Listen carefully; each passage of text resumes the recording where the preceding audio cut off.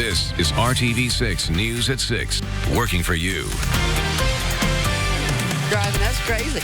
You know, we didn't ask for this. I've been on the phone ever since Tuesday. Oil has spilled into this creek, a creek that runs through several properties. The company responsible and the state's cleanup efforts underway now. Getting students out of the Circle City and exploring the world. Just ahead, how that exploration could be curbing crime. And as we continue to prepare you, not scare you, anxiety over coronavirus continues, but we're getting down to the facts over what you should do to guard against a much more plausible and immediate risk, the flu. Working for you means RTV6 is here for you, providing essential storytelling to bridge the gap and explore issues at a deeper level. Tonight, RTV6 is investigating a problem frustrated community members brought to us firsthand. And we are holding those responsible for fixing it accountable for resolution. More than a week later, this is what a creek in Columbus looks like after oil-contaminated water came spilling out of a manufacturing plant. And nearly 300,000 gallons of water spilled out in a fire water main break. People reached out to RTV6 for help getting answers as to whether this is safe and when the spill will be finally cleaned up. Our Stephanie Wade took on the assignment. These white pipes, or booms as they're called, are still collecting oil that mixed with flood water that came out of this manufacturing building over a week ago. People who live nearby are concerned about the contaminants and wondering why it's taking so long to clean up. This is our legacy to our grandkids, and now it's full of that. That you're seeing in the jar is water from the creek that runs behind Sheila Stevens' home. My daughter walks every day, her dogs, and crosses this creek and walks back in the back. We own 80 acres, and this goes straight through it. Her pictures show the reddish-brown oil flowing in the water that runs through her property and others who live nearby that came spilling out of NTN drive shaft last Sunday evening when a fire water main broke. According to the Indiana Department of Environmental Management, coolants and cutting oils mixed with the water, then moved through floor drains to the outside. Oh my gosh, yes, we're heartbroken. We're heartbroken over it. It's stupid, you know, that this even happened. IDEM tells me cleanup contractors are using vacuum trucks to collect and properly dispose of the contaminated water. But Stevens says crews haven't reached her home yet. I want to know what to do. You know, they destroyed my whole property. She and her family. We want the contamination cleaned up. We want our creek back. Working for you in Columbus, Stephanie Wade, RTV6. IDEM says there was some accumulation of contaminated product in a lowland or floodplain area along the creek. Crews are still working on cleanup this week. They don't know how long that process will last, but they ask residents to avoid the creek while crews continue their work. The crime surge is making the city take a hard look at solutions out there to slow things down. And one teacher thinks she has found a way to help. Youth Global Perspectives is getting ready to take students from right here in Indianapolis to Spain for 21 days. Troy Washington is working for you to explain how showing students life outside of the city could be a key to curbing crime.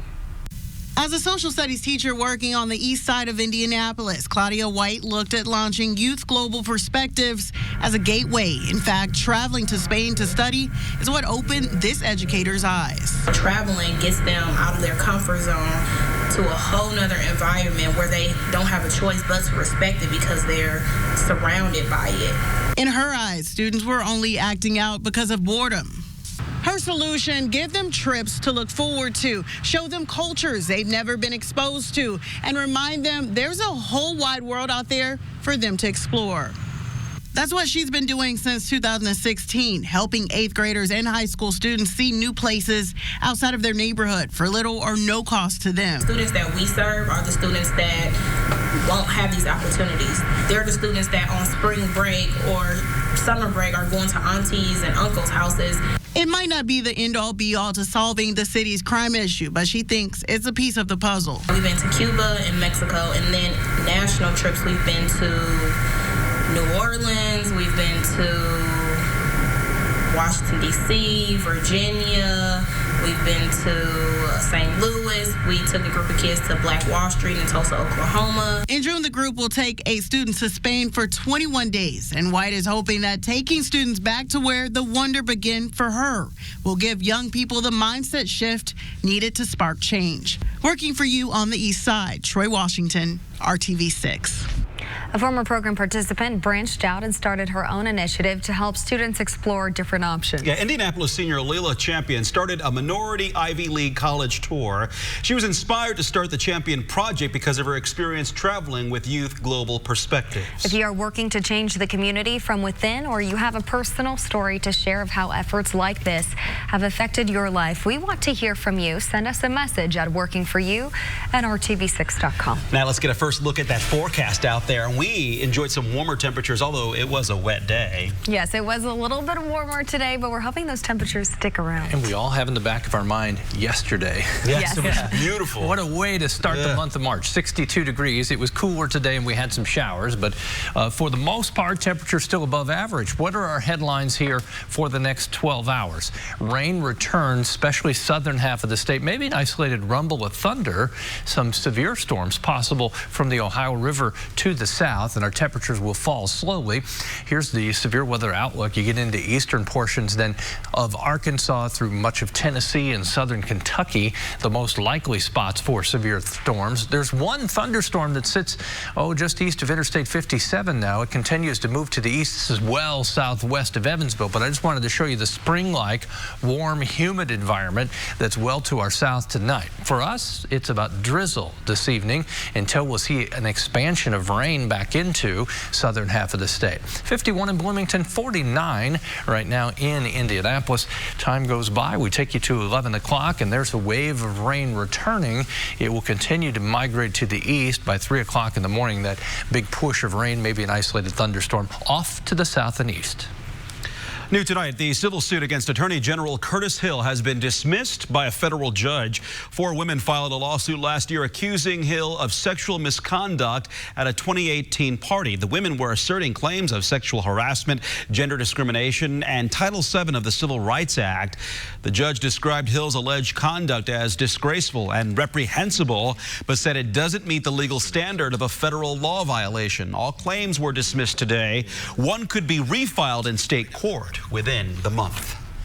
Buses were back in service today for the thousands of Indianapolis public school students who rely on them every day to get to and from school. This comes after nearly 100 drivers and attendants called off on Friday, making it impossible for the district to run routes. Today, 32 employees called off, and the district was able to create a plan to fill in the gaps.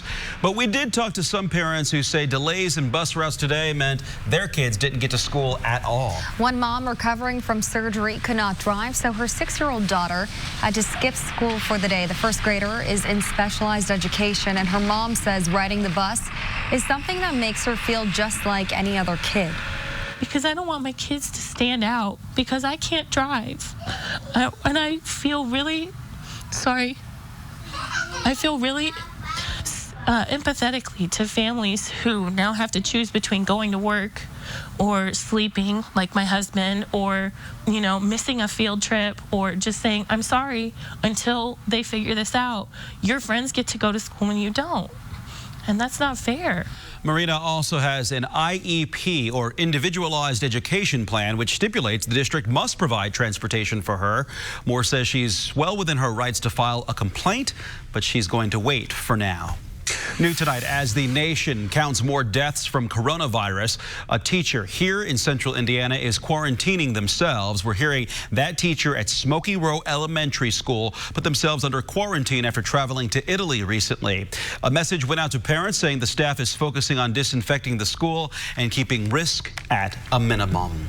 6 people have now died in Washington state from the coronavirus, with confirmed cases in other states. And globally, over 3,000 people have died. No confirmed cases in Indiana, but we are working to answer your questions about coronavirus and how it compares to the flu. Doctors explained to RTV6's Megan Sanctorum that right now the risk in our state is much higher for the flu. One is a new virus. The other has been around for a while. Both are something doctors are keeping a close eye on. We're definitely taking both very seriously. Today, we asked doctors at IU Health how the flu compares to the coronavirus. We know they both can lead to respiratory symptoms and fever, and they both pose a greater risk to the elderly population and those with underlying health conditions like heart disease and diabetes. So why does it seem like everyone is only talking about the coronavirus? Right now, coronavirus mortality is about 1 to 2% of cases that get infected, whereas flu is 0.1% of cases that get infected. So that's scary. And I think the other thing that's scary about it, and that makes people talk about it, is that we just have a whole bunch of stuff we don't know about the virus. He says doctors are more familiar with treating the flu, and many people have had it in the past and know they can make a full recovery. Also, right now there is no shot for the coronavirus and no antiviral drug to treat it like there is for the flu. Still, he says right now, Hoosiers should be more concerned with the flu. Yeah, I don't think that COVID-19 is something to blow off, but influenza is definitely somewhere we have to keep our eye. We know we've got influenza here right now. According to weekly statistics released by the state, Indiana has seen 69 flu-related deaths this season, and there could be more as the season lasts into April. Working for you, Megan Sanctorum, RTV6. Coming up, Subway's Jared Fogle and his friend both went to prison over crimes against children. Now, how and why one of their cases has been completely thrown out. Then finding versatility in the minds of young Pacers fans, taking a timeout to exercise the brain. Still ahead. Kevin. And thermometer will be good to look at most of this week. We'll have some large temperature swings within the 7-day forecast, pushing 60 at our warmest. Coldest temperature now 26 in the 7-day forecast. We'll put a day of the week with those coming up. Keller and Keller. This is RTV6 News at 6, working for you. A child pornography case against the former friend of Jared Fogle will have to be done all over again after his conviction was overturned. A judge with the Southern District of Indiana overturned Russell Taylor's 2015 conviction and said his defense attorney was lacking experience and preparation. Taylor pled guilty to 12 counts of sexual exploitation, but it was determined the evidence behind 3 of them were not sexually explicit. The federal judge said at the time Taylor's attorney failed to recognize that. Taylor's guilty plea has been vacated and his case will be retried. An Indianapolis woman has filed a lawsuit against the city of Kokomo after she crashed into a curb bump. RTV6 has been telling you about concerns surrounding the medians and curb extensions on Apperson Way since 2017. Lucina Eaton filed a lawsuit on February 18th alleging the city of Kokomo was careless and negligent. Eaton was injured in 2018 after she hit the curb on Apperson Way. She accuses the city of failing to warn drivers with signs of pavement markings that the lanes transition into a single lane north of Madison Street. The lawsuit says the city was well aware of the problems with the curb extensions but failed to address it. We are working to get a response from the city. Today marks 8 years since a deadly outbreak of tornadoes swept through the middle of the nation, including 5 counties in southern Indiana, killing 11 people. The March 2nd, 2012 weather system spread across the Ohio Valley region, with Kentucky, Alabama, Indiana, and Ohio all getting hit. The deadliest tornado of the outbreak was a violent EF4 that carved a nearly 50-mile wide path of damage, hitting Henryville, Indiana. It destroyed houses, buildings, and changed the landscape itself. The storm also completely took out a cafeteria at the Henryville school complex. The 8-year mark is a reminder severe weather can come so early. It's technically not even spring yet. So RTV6 is working for you to bust myths and keep you informed. Coming up for Severe Weather Preparedness Week, we are hoping to teach you useful takeaways. For example, we'll explore why you should never pin your hopes on a tornado siren alone in the case of a weather emergency. That's coming up the week of March 16th right here on RTV6. Kevin. To that 2012, hard to believe that was 8 years years ago as a reminder how Indiana has been a part of almost every major tornado outbreak. You go back to 1965, 74, the most tornadoes we've ever had in a day. I think that was over 38 off the top of my head. That was in 1990, and this was one of the rare tornadoes, an EF4. Less than 1% would ever be that strong. It was part of a large outbreak that impacted at least 7 states, and there were over 80 tornadoes reported. Henryville spent 49 miles on the ground. That particular tornado with winds of 175 miles per hour. Let's take a look at our March, and the fact that above average temperatures are forecast for the month does increase slightly the risk for severe storms because, of course, severe weather and humidity and warmer temperatures go together. By the end of the month, the average high is 58. But remember, we hit 62 yesterday, so you raise the bar, and even that can seem cool. Fairly wet month, 3.5 inches of rain. Snow, typically 2.5 inches, but I'm here to tell you it looks more and more difficult for us to get any additional accumulating snow during the month because our pattern turns so warm. Temperatures continue on the mild side right on through Thursday. We'll take a dip Friday. Temperatures back to around 40, but we snap back rather quickly over the weekend. Temperatures 46 in Cass County and Logansport, 49 in Anderson. To the south we go, where you have the best chance of seeing additional rain tonight, maybe a rumble of thunder. 52 in Bedford, the temperature. As we go tomorrow morning, 40 degrees first thing in the morning. I think most of the rain at that point will be exiting stage right into Ohio and northeast Kentucky.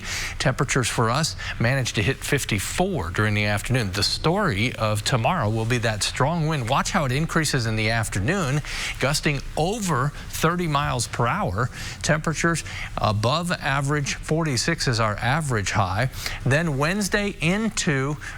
Tuesday night into Wednesday morning, possibility for some very light snow in the northern portion of the state. You could see a snowflake mixing with some rain. Peru, Hartford City, and Marion. We're back to dry weather after that. Don't forget to adjust the clock over the weekend. You're going to lose an hour of sleep, but we'll gain some warmth again. Sunday's 56, 57 for the high next week. I like having longer daylight hours. You'll get it. Yeah, it's coming, right? And right now we have a lot to get to with RTV6 Sports Director Dave First here in the studio. Hey. Hi, guys. Thanks. No rest for the weary Pacers on the road last Saturday. Pacers taking care of business at the Cavs, and perhaps more importantly, Victor Oladipo continues to climb. Right of season high 19 Saturday night. The team's 5-game road continues tonight. 8:30 tip down in San Antonio. We have the best highlights for you tonight on the news at 11 o'clock. Well, good evening to you. The team might be out of town, but the heart of the franchise still doing work back in Indy, with everyone invited to celebrate Dr. Seuss's birthday. A part of Read Across America Day at Stout Field Elementary on the southwest side in tonight's Sports Extra Spotlight. Safe to say, if you're looking for a cat in the hat, look no further than this place or that. I got this red shirt and I thought, what red thing I can put on that will go with this red shirt? A Dr. Seuss hat, the Cat in the Hat hat.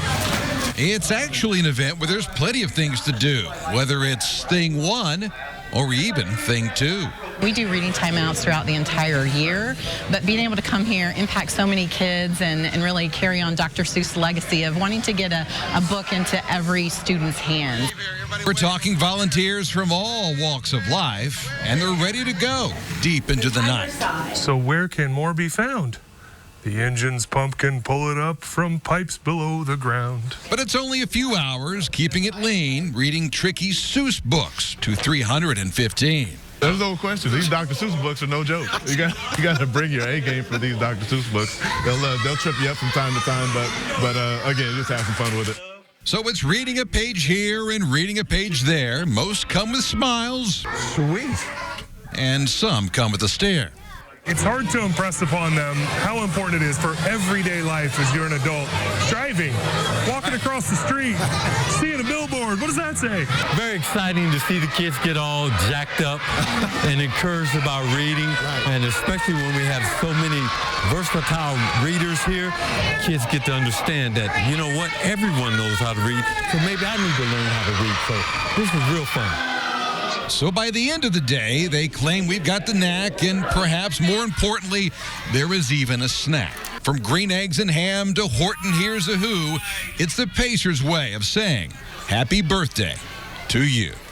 For us to get to celebrate what we're trying to do every day, which is ignite, just a passion for reading, for learning, for growing in that way, it is unbelievable to be able to have just catalysts like this to make that happen. Babies on the go? Babies on the go. Scott Pollard there, along with his wife, Dawn, all making memories. A lot of fun this morning. College basketball continues tonight, and March begins with the Crossroads League Women's Championship game as Marion hosts Taylor tonight. Both teams ranked in the NAIA Top 10. Brad Brown, he's on scene. I'll have the story for you tonight at 11 o'clock. Hey, finally tonight, first and foremost, for the Colts, Edgerrin James, just elected to the Pro Football Hall of Fame. And today, spent some time in Canton, Ohio, getting the lay of the land before his official induction, August 8th. So the countdown is on. Soon to be joined, hopefully, by quarterback Peyton Manning and Reggie Wayne. We'll see. The News at 6 continues after this. Call 1-800-CALL-KEN. Right now on RTV6, it's a week dedicated to setting healthy habits for life. And of course, it starts with the most important meal of the day. For the kickoff of National School Breakfast Week today, we headed to the aptly named Snacks Crossing Elementary School in Pike Township, where kids learned more about the importance of a good diet and proper exercise. Former Colts player Gary Brackett was there to give the students a first-hand account of how being healthy can set you up for success for the rest of your days. I tell the kids in the classroom that anything is possible. And if they set positive intentions, if they have a dream, then go for it. Who am I to tell them what they can't do, whether it be NFL player, the president, doctors, lawyers, teachers, whatever you want to do is possible. But it all starts with a mindset and it all starts with healthy habits. And as part of the week, some schools are getting fuel up to place 60 grab-and-go breakfast carts. The hope is to help more students get a nourishing meal to start every single day. Blue is on hand for that one, too. Blue, he enjoys 2 breakfasts, then a snack, then lunch, and all the morning, afternoon. The rain in southern portions of Illinois, northern Kentucky, will drift into the southern portion of the state. All that talk about food just made me hungry. I'm ready. Is it dinner time yet? Right? Can we take a break? We'll see you at 7. Thanks for joining us. You got 3 minutes.